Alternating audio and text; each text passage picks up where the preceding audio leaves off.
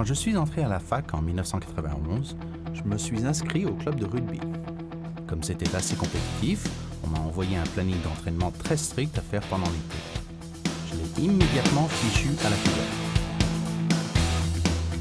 Plutôt confiant, quand septembre est arrivé, je me suis présenté au club pour les essais et l'entraînement.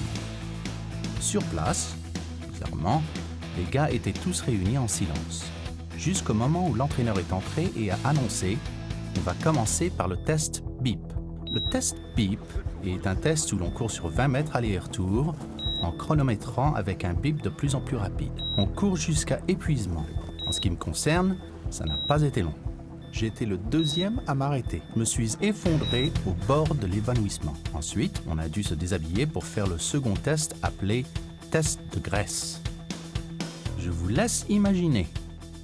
Mais en gros, le test de graisse consiste à mesurer la masse graisseuse avec un appareil qui pince la peau à différents endroits du corps. Eh bien, il s'est avéré qu'il n'y avait qu'une seule personne qui avait un taux de graisse plus élevé que le mien. Nous sommes devenus de grands amis.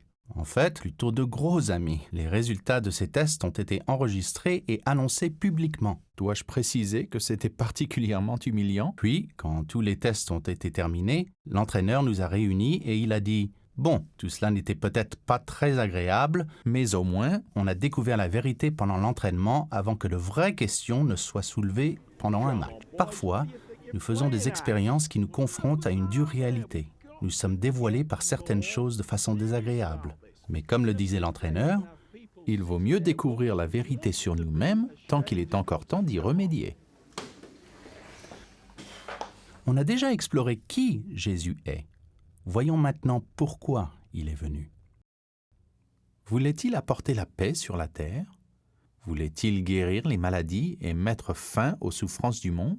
Voulait-il transformer la société et nous montrer par son exemple comment vivre notre vie? Selon Marc, bien qu'il y ait un élément de vérité dans toutes ces possibilités, ce ne sont pas les raisons principales de la venue de Jésus. Quand on observe notre monde, on y voit bien des merveilles. Mais qui peut honnêtement dire que le monde est complètement bon? Les estimations varient, mais les historiens du XXe siècle suggèrent qu'au moins 100 millions de personnes sont mortes de morts violentes ces 100 dernières années. Cela fait 2400 morts violentes par jour. On peut se demander pourquoi le monde est comme ça. Dans l'évangile de Marc, Jésus nous annonce une vérité déplaisante. Il maintient que s'il y a quelque chose qui ne va pas dans le monde, c'est parce qu'il y a quelque chose qui ne va pas en nous. Imaginez pendant un instant être dans un grand musée. Sur les murs de ce musée, l'histoire de votre vie serait exposée devant le monde entier. On y verrait le compte-rendu complet et fidèle, non seulement de tout ce que vous avez dit et fait, mais aussi de toutes les pensées qui vous ont traversé l'esprit. Rien ne serait effacé. Tout serait là, au vu et au su de tout le monde. Je suis certain qu'il y aurait plein de choses dont vous seriez fiers. Des relations d'amour, des réussites, des bonnes actions, des moments de générosité, peut-être même une carrière florissante. Mais il y aurait aussi une foule de choses que vous voudriez cacher au public. Quelle partie de ces murs voudriez-vous le plus dissimuler? Serait-ce quelque chose que personne ne sait, pas même votre ami le plus proche? Mais ce n'est pas seulement ce qu'on a dit, fait ou pensé qui pose un problème. C'est aussi ce qu'on aurait dû faire et les mots qu'on aurait dû dire.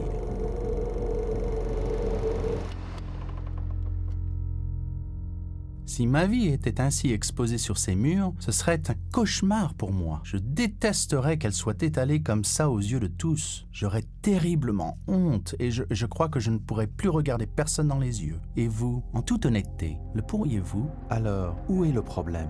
Pourquoi y a-t-il tant de choses dont nous avons honte? Jésus nous donne la réponse au chapitre 7 de l'évangile de Marc. Ce qui sort de l'homme, c'est cela qui le rend impur. Car c'est du dedans. C'est du cœur de l'homme que proviennent les pensées mauvaises qui mènent à l'immoralité, au vol, au meurtre, à l'adultère, l'envie, la méchanceté, la tromperie, le vice, la jalousie, le blasphème, l'orgueil et à toutes sortes de comportements insensés.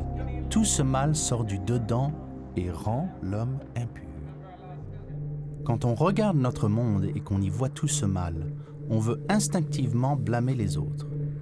Mais Jésus affirme que le problème est bien plus personnel.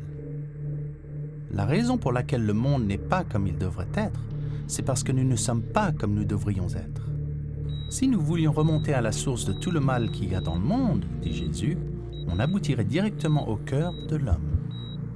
Pour les contemporains de Jésus, le cœur n'était pas seulement une pompe qui envoie le sang dans le corps, c'était le siège de la personnalité humaine.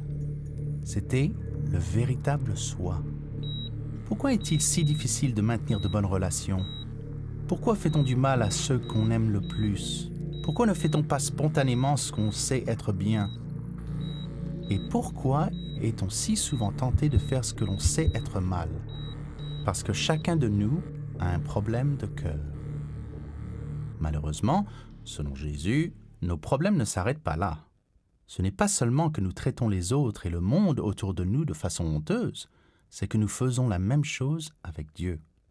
Dans le chapitre 12 de l'Évangile de Marc, Jésus nous enseigne comment nous devrions nous comporter envers Dieu. « Tu aimeras donc le Seigneur, ton Dieu, de tout ton cœur, de toute ton âme, de toute ta pensée et de toute ton énergie. » À juste titre, Jésus appelle cela le premier commandement. Sachant que Dieu nous a créés, qu'il nous maintient en vie et qu'il nous donne tout ce dont nous profitons, quelle devrait être notre réponse envers lui? Jésus nous le dit.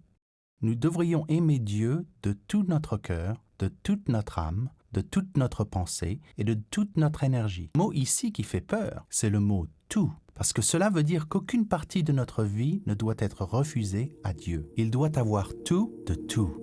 Malheureusement, ce n'est pas ce que nous désirons, car c'est bien nous qui décidons de ce que nous faisons de notre cœur, de notre âme, de notre pensée et de notre énergie. Et nous donnons notre cœur à bien des choses, mais pas à notre Créateur.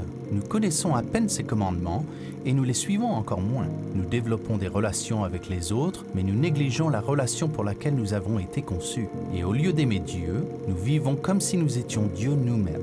Et ça, c'est ce que la Bible appelle le péché. Alors, pourquoi Jésus est-il venu? Selon l'Évangile de Marc, Jésus est venu pour guérir notre problème de cœur, le problème du péché. Voyez ce qui se passe dans Marc 2, au verset 15 à 17. Comme Jésus était reçu pour un repas dans la maison de Lévi, beaucoup de collecteurs d'impôts et de pécheurs notoires prirent place à table avec ses disciples et avec lui, car ils étaient nombreux à le suivre. En voyant qu'il mangeait avec ces pécheurs notoires et ces collecteurs d'impôts, les spécialistes de la loi qui appartenaient au parti des pharisiens interpellèrent ses disciples. « Comment votre maître peut-il manger avec ces collecteurs d'impôts et ces pécheurs ?» Jésus, qui les avait entendus, leur dit « Les bien portants n'ont pas besoin de médecins, ce sont les malades qui en ont besoin. Je ne suis pas venu appeler des justes, mais des pécheurs. » Notez à quel point ces gens sont irrités par Jésus. On les appelle les pharisiens, les spécialistes de la loi. Ils forment l'établissement religieux. Ils sont constamment à la synagogue, constamment en prière et constamment à essayer de faire ce qui est bien. Et ils sont furieux contre Jésus parce qu'ils passent du temps avec les gens que eux méprisent. En particulier, les publicains qui étaient détestés parce qu'ils travaillaient pour le compte de l'occupant romain. Mais ce qui est choquant pour nous, tout comme c'était choquant pour les gens religieux de l'époque, c'est la déclaration de Jésus au verset 17. « Les bien portants n'ont pas besoin de médecins, ce sont les malades qui en ont besoin. Je ne suis pas venu appeler des justes, mais des pécheurs. » Vous voyez, Jésus sait que quand on regarde le monde et l'état de notre cœur, personne ne peut honnêtement prétendre être juste. Personne n'a jamais réussi à aimer Dieu de tout son cœur, de toute son âme, de toute sa pensée et de toute son énergie. Si nous pouvions vivre comme cela, il n'aurait pas été nécessaire que Jésus vienne. Non, dit Jésus, je ne suis pas venu pour appeler les gens qui se croient bons et qui pensent n'avoir rien à se reprocher. Je suis venu pour ceux qui voient ce qui se passe dans leur propre cœur, ceux qui réalisent qu'ils ont désespérément besoin d'un remède. Si cette personne c'est vous, alors j'espère que vous commencerez à voir pourquoi Marc décrit Jésus comme étant la bonne nouvelle. Pour venir à Jésus, le critère n'est pas « suis-je assez bon ?» mais « je suis mauvais ». Jésus est venu pour ceux qui comprennent qu'ils sont mauvais et non pour ceux qui se croient bons. Voilà la véritable raison pour laquelle Jésus est venu. Et n'est-ce pas ironique que ce soit ces religieux qui pensaient que leur cœur était pur devant Dieu, qui est finalement comploté pour tuer Jésus? Jésus dit donc, « Je ne suis pas venu appeler les justes, mais les pécheurs. » Mais pourquoi Jésus ressent-il le besoin d'appeler les pécheurs? Pour répondre à cette question, nous devons nous pencher sur les versets les plus dérangeants de l'Évangile de Marc, chapitre 9, versets 43 à 48. C'est là que Jésus explique à quel point notre problème de cœur est grave.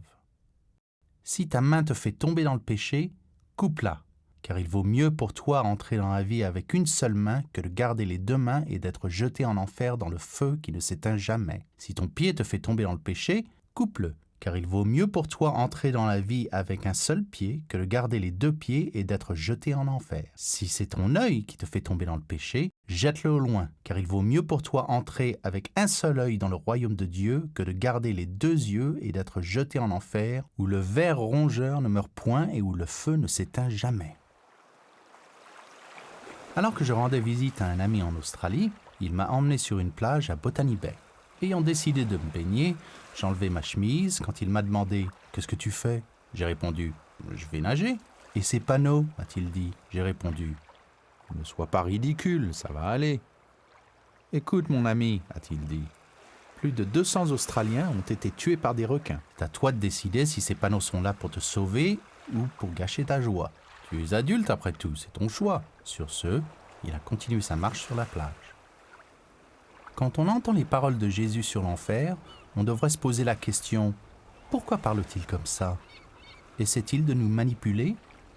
De nous faire peur pour pouvoir mieux nous contrôler ? Ou est-ce que, par amour, il nous avertit ? Pour moi, quand je vois la vie de Jésus et la façon dont il traitait les gens, je vois l'homme le plus aimant qui ait jamais existé. Même ceux qui étaient rejetés par le reste du monde ont été profondément aimés par lui. La raison pour laquelle Jésus nous avertit au sujet de l'enfer, c'est parce qu'il nous aime et qu'il ne veut pas que nous finissions là. Il sait que si nous rejetons Dieu toute notre vie, Dieu sera en droit de nous rejeter à la fin. Il sait que si rien n'est fait pour résoudre notre problème de péché, nous finirons à un endroit de souffrance inimaginable et interminable. Il nous avertit parce qu'il nous aime. Mais voilà, quand Jésus parle de se couper la main ou le pied ou d'arracher son œil, il ne parle pas de remède à notre péché. Car quand bien même ce serait fait, la lame n'entrerait pas assez profond. Elle ne pourrait jamais atteindre le cœur du problème humain, qui est le problème du cœur humain. L'évidente réalité, c'est que notre cœur a désespérément besoin d'un remède et que quoi que nous fassions, si que l'histoire nous l'a montré, nous ne pouvons pas le guérir par nous-mêmes. Et c'est pour ça que Jésus est venu. Même si j'ai détesté les tests de l'embonpoint et du bip, il valait mieux savoir que j'étais mauvais à l'entraînement plutôt que de le découvrir au cours d'un match devant des spectateurs. De la même façon, Jésus nous fait prendre conscience de ce que nous sommes vraiment afin que nous puissions réagir pendant qu'il est encore temps. On ne pourra jamais comprendre pourquoi Jésus est venu tant qu'on ne verra pas ce qui se passe vraiment dans nos cœurs. Et si on ne comprend pas ça, on traversera notre vie sans remarquer qu'en vérité, nous sommes terriblement en danger.